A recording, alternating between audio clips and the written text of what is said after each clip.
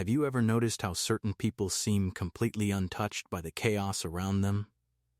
Negativity slides off them like water off glass. They don't just endure difficult rooms, they transform them. Every space they walk into shifts almost imperceptibly towards something warmer, more alive. Every person they encounter leaves the interaction feeling slightly more capable, slightly more awake. You've experienced this pull, that quiet magnetism towards specific individuals, that inexplicable hunger to remain in their presence, to somehow absorb what they're emanating. What is their secret?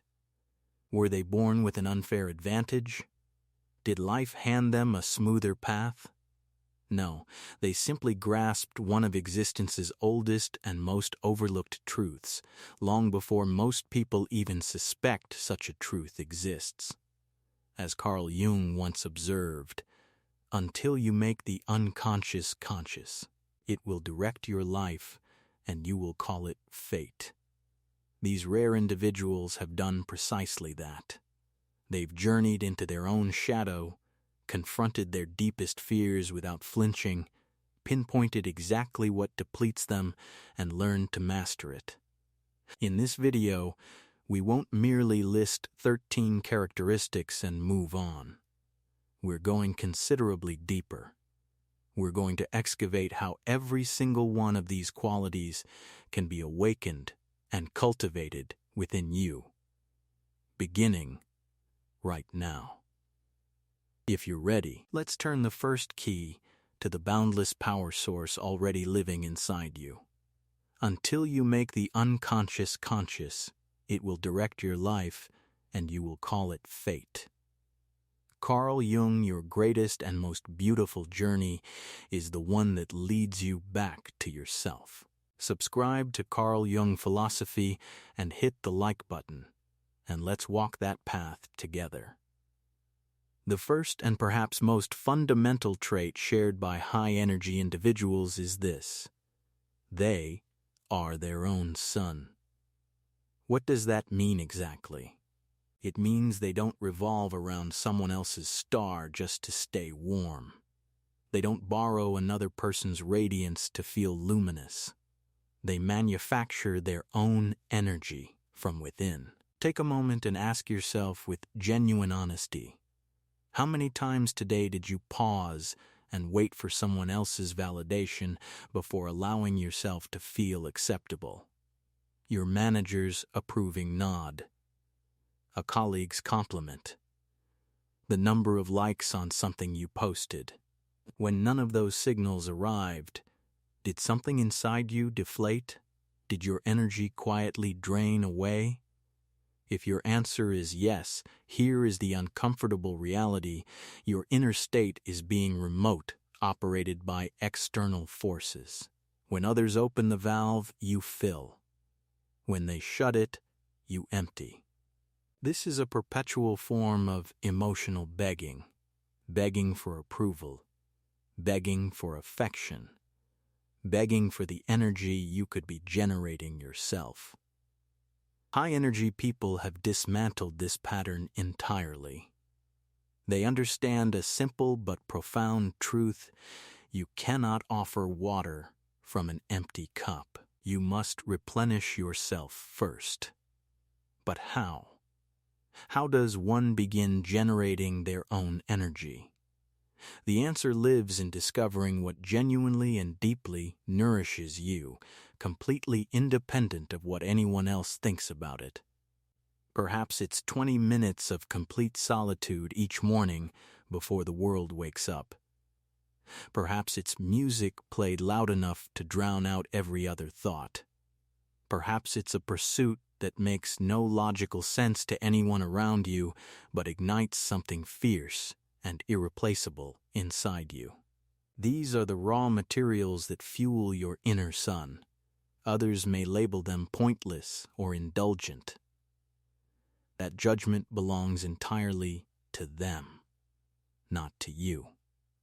High-energy people carve out these small moments of self-generated vitality throughout their days, They become selectively deaf to external applause and criticism alike, and instead tune into the quiet but steady frequency of their own inner voice. Because they understand something essential. When you shine from your own source, whether others notice becomes irrelevant. You shine regardless. And here is the extraordinary thing that happens when you sever that dependency on external validation. The moment you stop being desperate for it, people begin gravitating toward you naturally. The universe operates by one unbreakable law. Neediness pushes people away, wholeness draws them in.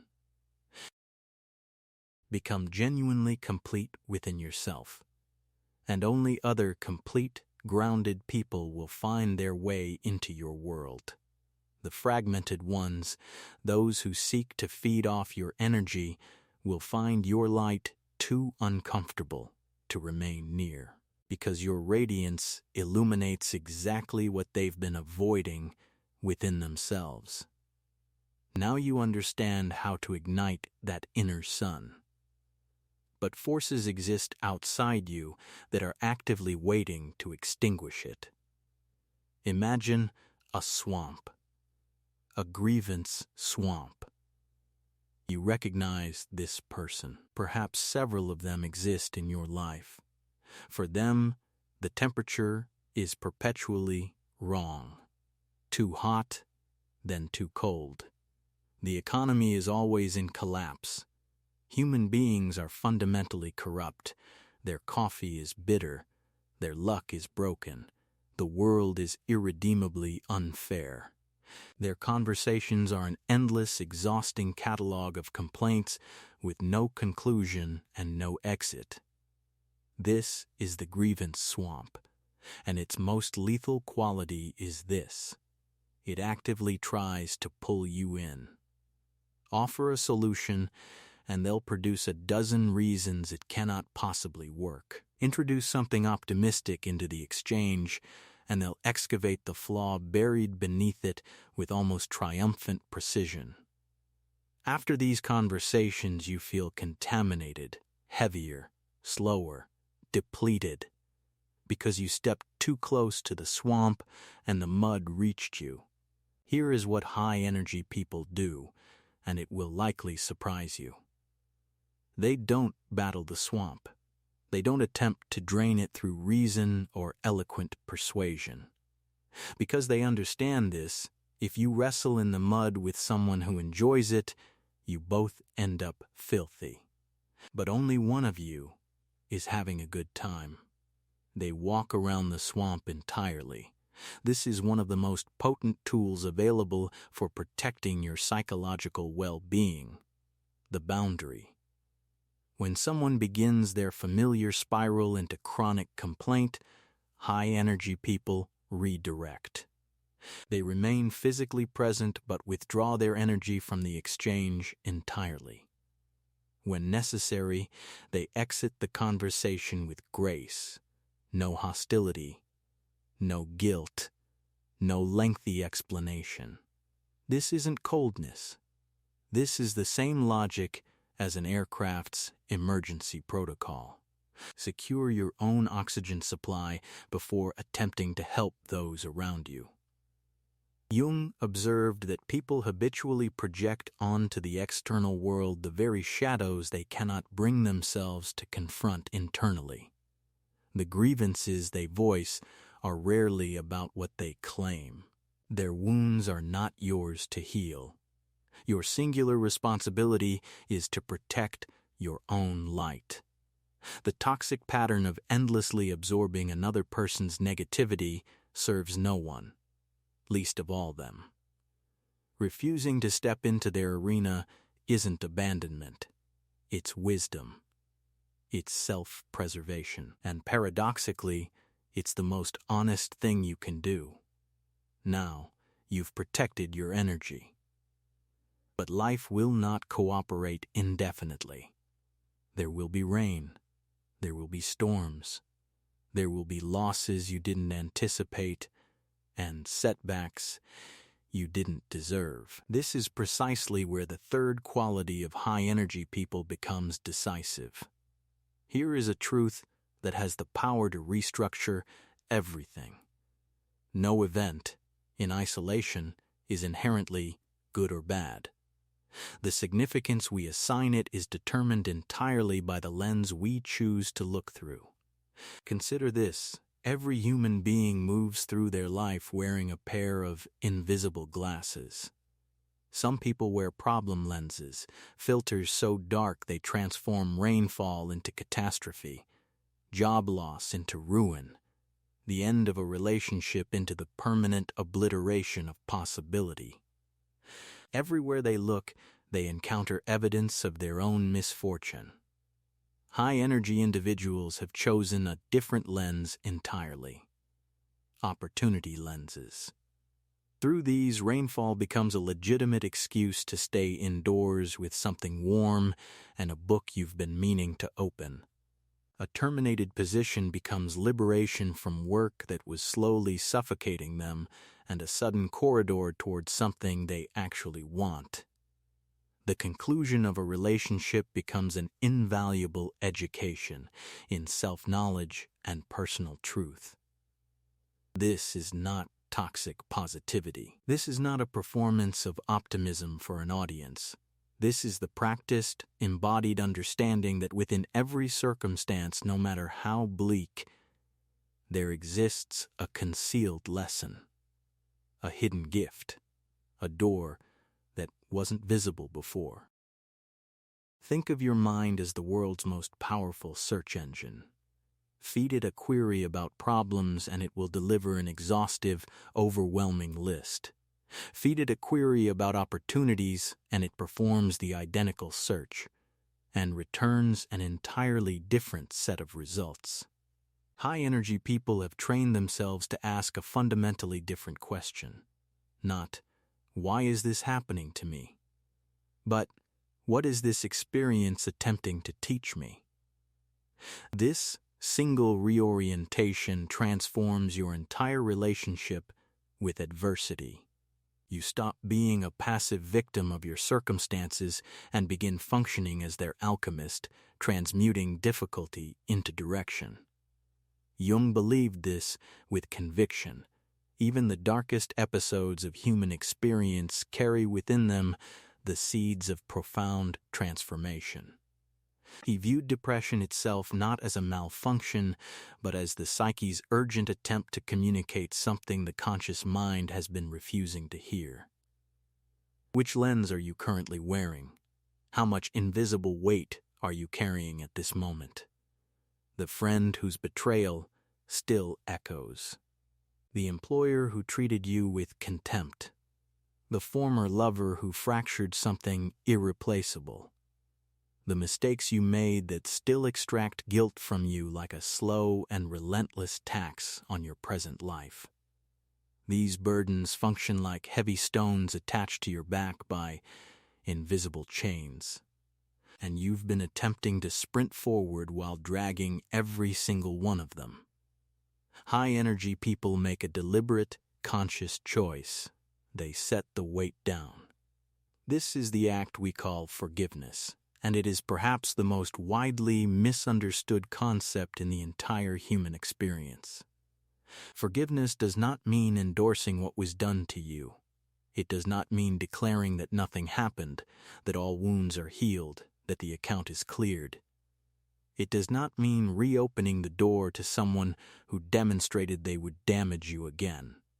It is not a gesture of generosity extended toward the person who hurt you.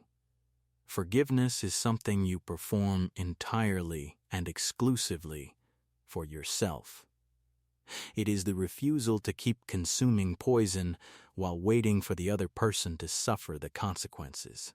Because resentment and rage operate with precise, merciless logic, you are the one ingesting them, and you are the one sustaining the damage. They commandeer your vitality, erode your well-being, and gradually dissolve your capacity for genuine joy. High-energy people comprehend the value of their energy with a clarity that borders on fierce. They refuse to spend it nourishing the ghosts of their past. Jung described the integration of old wounds, the traumas, the complexes, the unresolved fragments of self as the individuation journey, the path toward becoming whole. You extract the lesson the experience contains. You collect that understanding like a hard-won degree. And then you graduate. There is no wisdom in repeating a grade you've already passed. Here is a practice worth attempting. Bring the person or situation to mind with full clarity. Acknowledge the pain it caused without minimizing or editing it. Allow yourself to feel it, perhaps for the final time. Then say, quietly and with genuine conviction, I am releasing this event's hold on me. I am no longer carrying this weight. I am reclaiming my energy. This may not dissolve in a single sitting. It may need to be repeated. But each time you return to it, you will sense another chain giving way, another stone falling from your back, more lightness, more speed. When you release those burdens, the space they occupied doesn't remain empty. It fills with clarity, with peace, with possibilities that couldn't reach you before. Your energy, previously consumed by feeding the past, becomes available to build the future. We've explored the territory of spiritual vitality and psychological resilience, but there is another dimension that, if neglected, will eventually bring even the most formidable mind to its knees. Your body, the physical vessel in which your soul navigates this world. Be genuinely honest with yourself right now. Are you treating that vessel with reverence? Are you fueling it with care and precision? Are you moving it, resting it, and honoring it? Or are you running it into the ground? High-energy individuals understand something that our culture frequently obscures. The body and mind are not two separate systems operating independently. They are a single, indivisible organism. When one deteriorates, the other follows without exception. What you consume quite literally constructs you. Processed food, refined sugar, degraded fats, these don't merely alter your physical appearance. They cloud your thinking, suppress your natural vitality, and generate a deep and persistent sluggishness that no motivational content can override. Real, living food sends a biological signal: I am alive, and I intend to remain fully present in that aliveness. Movement is not a punishment your body endures. It is medicine your body was designed to receive. Walking, stretching, dancing, when you move with intention, your body releases endorphins. Your internal chemistry shifts toward euphoria, oxygenated blood floods your brain, and clarity arrives almost immediately. Even 10 deliberate minutes can restructure your entire energetic experience for hours. And sleep, the sacred interval during which your body and mind perform their most essential restoration work. Every hour you steal from sleep is an hour extracted directly from tomorrow's focus, resilience, creativity, and aliveness. High-energy people do not treat their body as a vehicle they merely tolerate until it breaks down. They maintain it like a cathedral, with consistent care, with reverence, with the understanding that every investment in physical well-being is a direct deposit into their spiritual and psychological energy reserves. Your body has been entrusted to you. How you tend to it will determine the quality of everything else. Toplum Blem 1. 2150 Kalim, when did you last learn something purely for the pleasure of not yet knowing it? After formal education ends and professional demands consume the majority of our waking hours, most people quietly stop learning. The mind settles into its familiar grooves, the same thinking patterns, the same mental routes, the same conclusions arrived at through the same worn pathways. Day after day, week after week, until existence begins to feel monotonous and the world begins to contract. This is not coincidence. The mind functions precisely like every other muscle in the body, without resistance, without challenge, without the friction of encountering something genuinely new. It atrophies. High-energy individuals never stop being students. For them, the world is not a fixed and fully mapped territory. It is an infinite playfield containing more to discover than any single lifetime can exhaust. They approach every person, every book, every unexpected experience as ground that might contain something they haven't yet encountered. Learning something genuinely new constructs new neural architecture in the brain. It keeps cognition supple, adaptive, and resistant to the kind of calcification that makes life feel repetitive and small. And this process requires no formal credentials. It might be 10 words in a language whose sounds are entirely foreign to you. A documentary about a civilization you've never considered. The biology behind how a single flower grows toward light. The mechanics of a musical chord. A recipe from a culinary tradition your palate has never explored. What it requires is one thing and one thing only: the refusal to declare yourself complete. High-energy people never fall into the comfortable but suffocating trap of "I already know enough."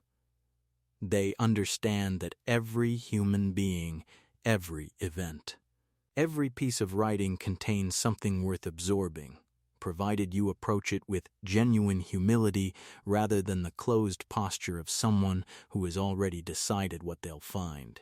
Jung argued with conviction that remaining genuinely open to the unknown is not merely intellectually admirable, it is spiritually essential.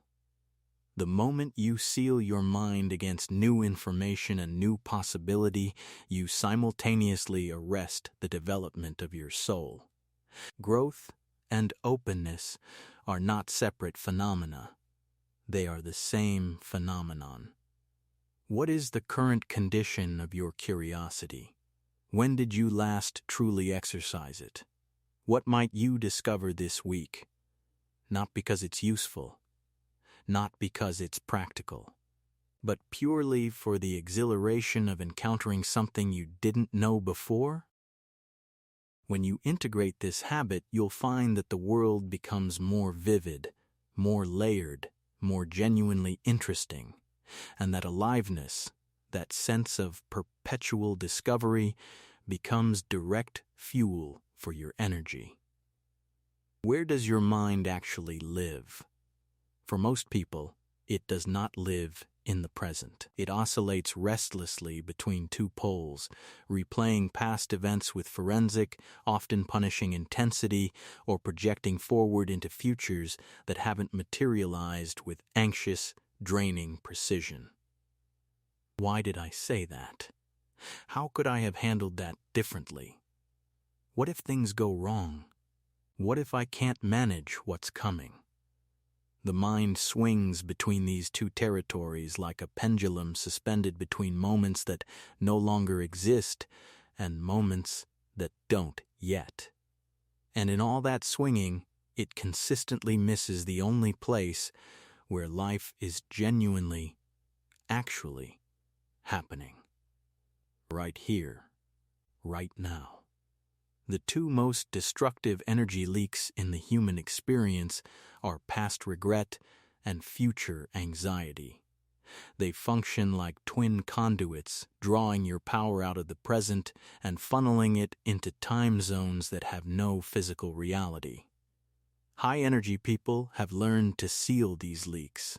They've developed, through practice, not through some inherent gift, the capacity to anchor their awareness firmly in the present moment. This practice is what we call mindfulness, and its apparent simplicity is inversely proportional to the magnitude of its impact. You can try this immediately. Stop. Notice the sensation of your breath moving in and out of your body. Feel the physical surface beneath you. Register the sounds in your immediate environment without labeling them, without evaluating them, without doing anything with them at all. Simply observe. That is presence. That is now. High-energy people return to this state repeatedly throughout their days through small, deliberate rituals. While washing dishes, they attend entirely to the temperature of the water and the texture of what they're holding. While walking, they notice each footfall meeting the ground, the movement of air against their face. This is not the absence of thought. It is the refusal to be governed and swept away by thought. Thoughts arise. Thoughts dissolve. They move through the mind like weather moves through sky. You are the sky, not the weather. You can witness its passage without being carried away by it. As you deepen this practice, you'll notice something remarkable. Your mind grows quieter, your energy increases, and the small pleasures that previously moved through your life unnoticed. The taste of something you're eating, a genuine smile from someone you care about, the quality of light at a particular hour begin to register with surprising vividness. Happiness is not constructed from monumental moments. It is assembled from small ones, and you can only collect them by being genuinely present. Until this point, we've been discussing the protection and cultivation of your energy as though it were a finite and precious reserve requiring careful management. Now comes the paradox that changes everything. Energy is the only resource in existence that multiplies the more generously you expend it.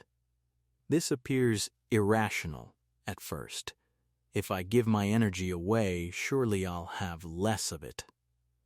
But the opposite is demonstrably true. Consider a single candle. That one flame can light 1,000 others.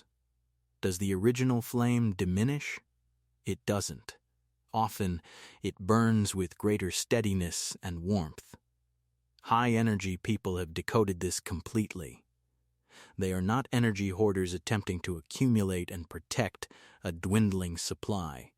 They are energy channels, conduits through which vitality flows outward and returns amplified. They are generous, and not only, or even primarily, with money. They are generous with their attention, genuinely present with someone, neither distracted by their phone nor already composing their response. They are generous with knowledge, sharing what they've discovered, because they understand that circulation enriches everyone, including themselves. They are generous with acknowledgement, noticing another person's effort, their intelligence, their warmth, their humor, and expressing it openly without agenda. They are generous with gratitude, recognizing the waiter, the driver, the colleague, the countless invisible contributors who make ordinary life function, and making that recognition visible.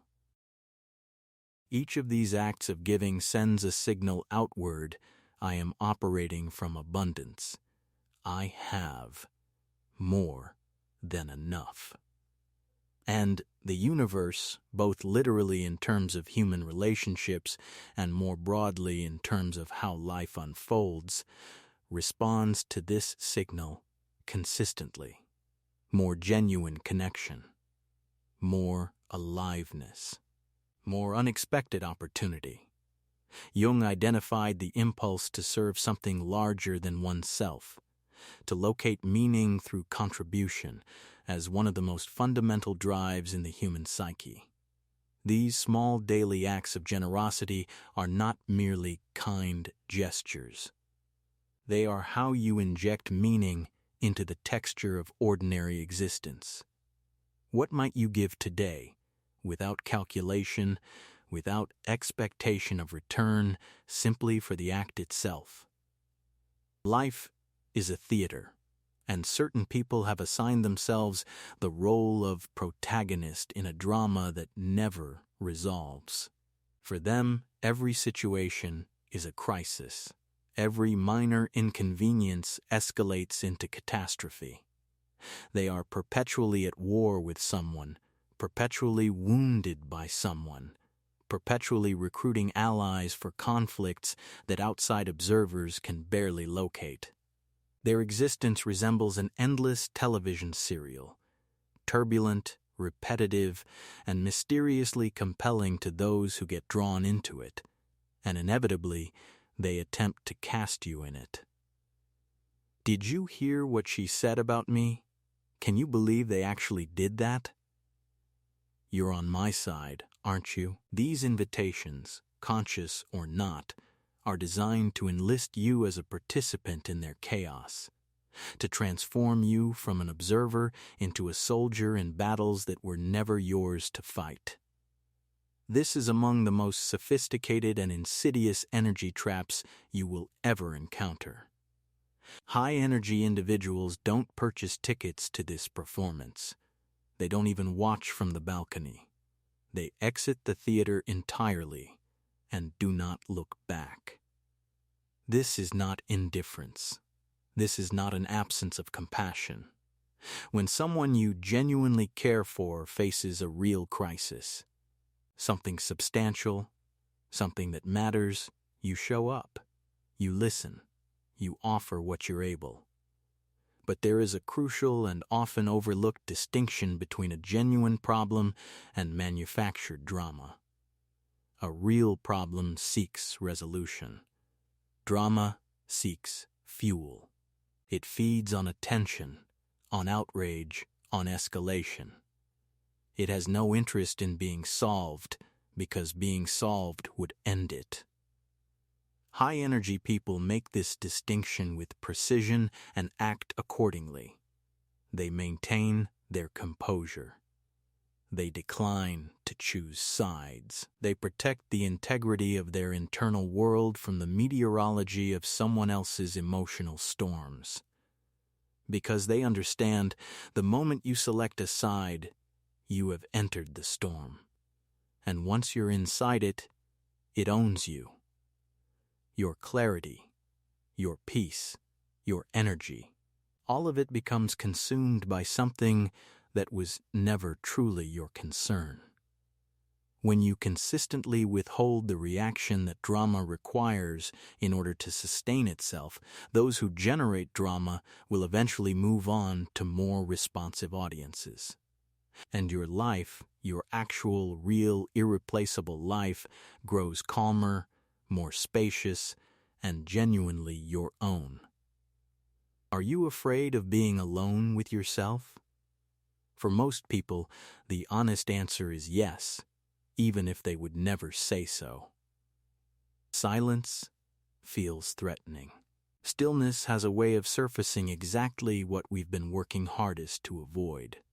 So we fill every available gap, screens, notifications, background noise, social commitments stacked against each other. Anything to prevent that particular quality of aloneness from arriving. Because in the silence, what we've been refusing to face tends to emerge. High-energy individuals do not fear solitude. They seek it out. They have grasped the vast and significant difference between loneliness and aloneness. Loneliness is a deficit, an absence, a helplessness, an ache for something missing.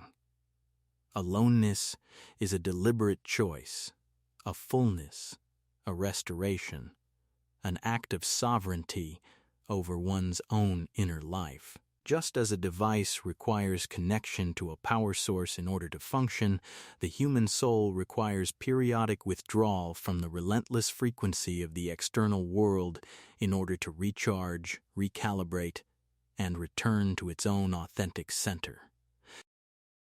Jung's concept of introversion, one of his most enduring and widely applicable contributions, describes precisely this process: the capacity to draw energy from internal stillness and solitary time rather than exclusively from external stimulation.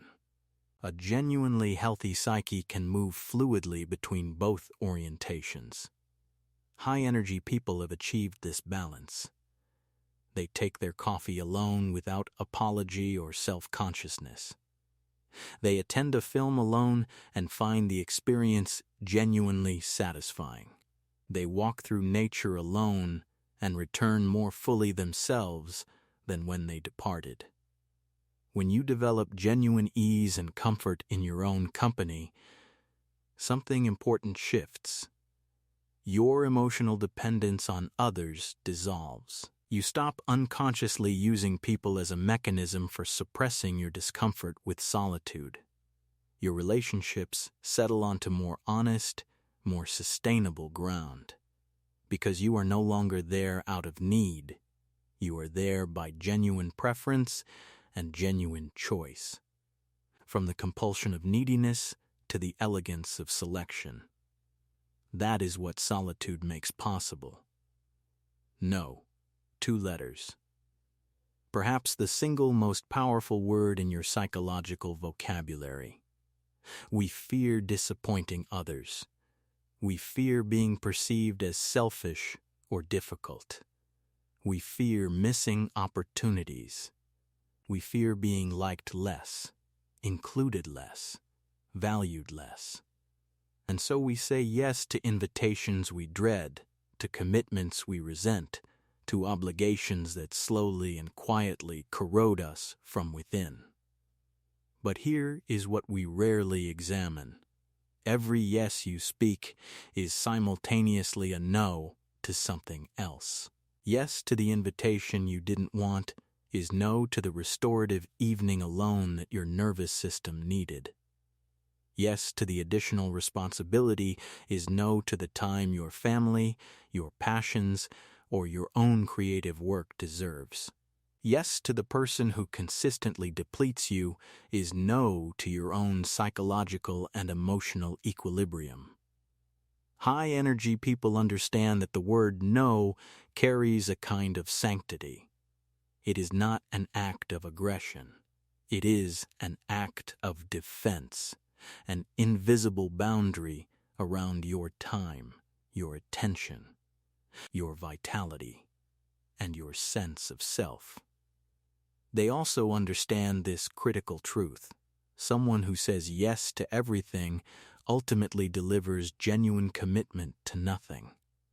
Their energy and focus become so dispersed across so many competing demands that nothing receives what it actually requires. To be able to say a clear, powerful yes to what genuinely matters, your purpose, your relationships, your physical and psychological health, your creative work, you must first become willing to say no to everything that doesn't qualify. This will feel uncomfortable at first. Certain people will respond poorly, but over time you will discover that those who genuinely value you will honor your limits, and those who don't, they were never actually invested in you, they were invested in your availability. Saying no is not selfishness. It is self-knowledge expressed as action. It is understanding the finite nature of your energy and deploying it with intention rather than hemorrhaging it through chronic overcommitment. We are approaching the foundation now, the quality that holds every other quality together and gives them coherence and direction. All the instruments we've discussed, generating your own energy, maintaining boundaries, reframing adversity, releasing the past, honoring your body, cultivating curiosity, inhabiting the present, practicing generosity, resisting drama, embracing solitude, saying no, these are formidable tools. But without a destination, even the finest tool is merely an object. What holds everything together is purpose, your why. What draws you out of bed each morning? Is it merely obligation, the mechanical completion of another day that needs to end before it can begin again? Or is there something beneath and beyond that? High-energy individuals have located their reason. It need not be dramatic or world-changing. Your purpose might be providing genuine security and possibility for your children. It might be the pursuit of mastery in your craft and the legacy that mastery leaves behind. It might be the desire to touch people through what you create. It might simply be the commitment to becoming more whole, more present, more genuinely loving than you were the year before. The specific form is almost beside the point. The existence of it is everything. Because when motivation evaporates, when your energy crashes, when every part of you wants to stop, your purpose is the internal voice that continues speaking. It is not inspiration, which arrives and departs like weather. It is direction, which is geography, fixed, reliable, and independent of how you happen to feel on any given morning.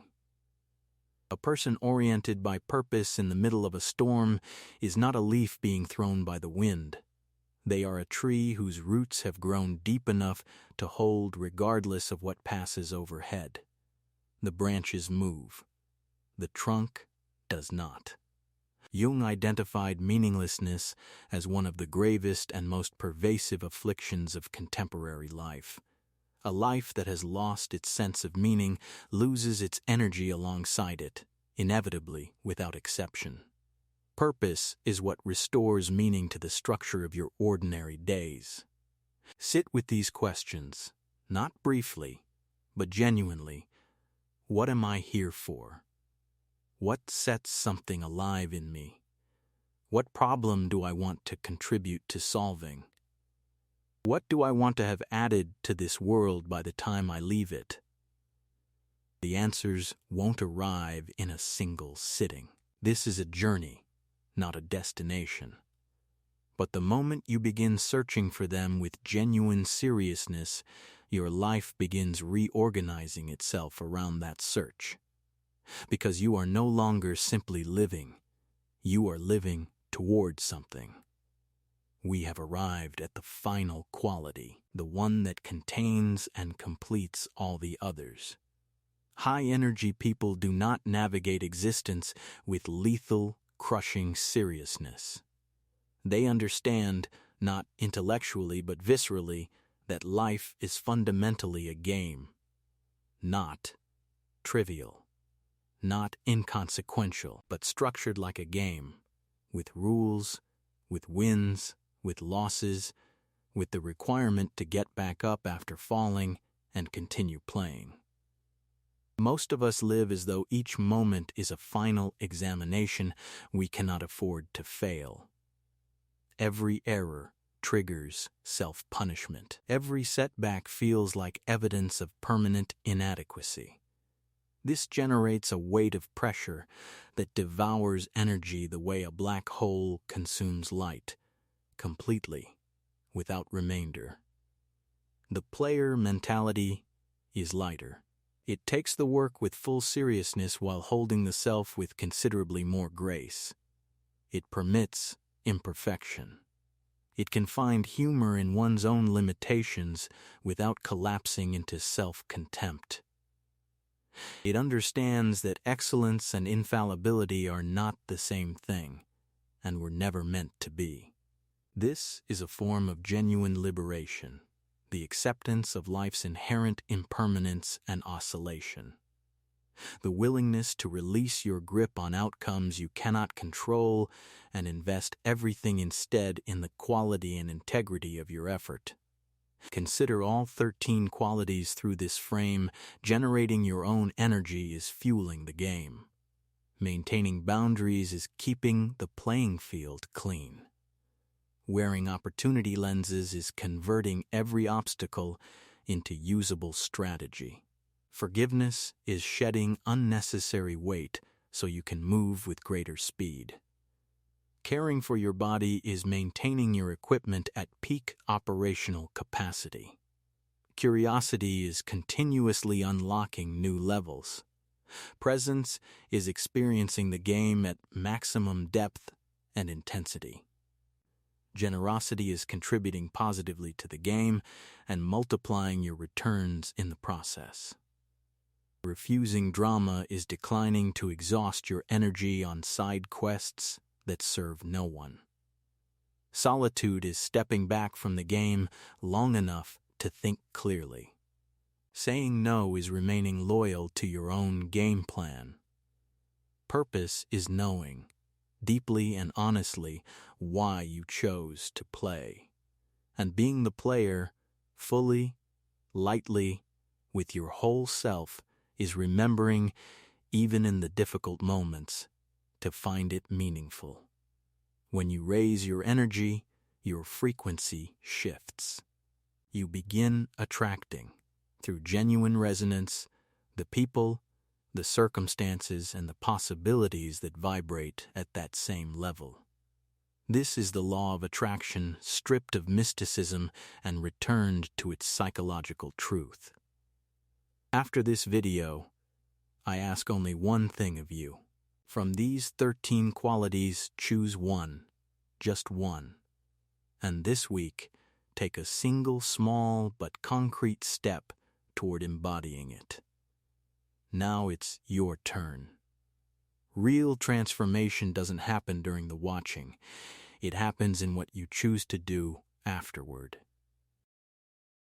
Share in the comments which of these 13 qualities felt as though it was articulated specifically for where you are right now.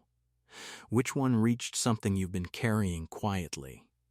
And, most crucially, which single quality will you commit to practicing this week? I read every comment, because none of us are walking this path alone. To join a community of people who are genuinely inspiring each other, holding each other accountable, and moving forward together, subscribe to Carl Jung Philosophy and activate the notification bell so you never miss the next step on this journey. Remember, the longest road begins beneath your feet, with the step you take right now. Your journey starts today. This is the path toward becoming the sovereign of your own energy and drawing into your life exactly the people and possibilities you deserve. The game is already in motion, and you are the player. If this video shifted something in you, even slightly, then you are already ready for what comes next. What we explored today is only the beginning. The deeper forces that have been quietly shaping your decisions, your relationships, your entire life without your awareness. That is where we are going. Like this video and subscribe to the channel to be part of this journey. The next video may be the one that changes everything.